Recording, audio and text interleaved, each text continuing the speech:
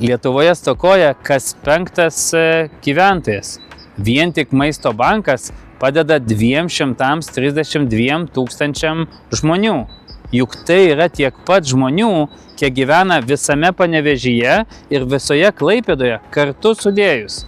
Kas 4 iš mūsų remiamų žmonių yra vaikas. Tad labai kviečiu visus į 40-ąją jubiliejinę Maisto banko akciją, kuri vyks šį penktadienį ir šeštadienį. Ateikite, padovanokite dovaną. Ne mums, ne Maisto bankui, o tiems stokojantiems žmonėms. Mūsų tikslas yra surinkti 350 tūkstančių vienetų ilgo galiojimo produktų.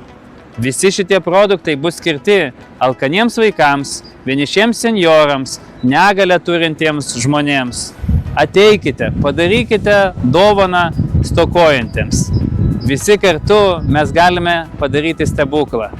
Atverkime savo širdis, paaukokime tiek, kiek galime. Savo dosnumu mes padarysime ne tik stokojančių žmonių kasdienybę šviesesnę, bet mes ir savo gyvenime padarysime šviesesniu. Tai iš anksto jums dėkoju už gerumą ir labai jūsų lauksiu 40-oje Maisto banko akcijoje.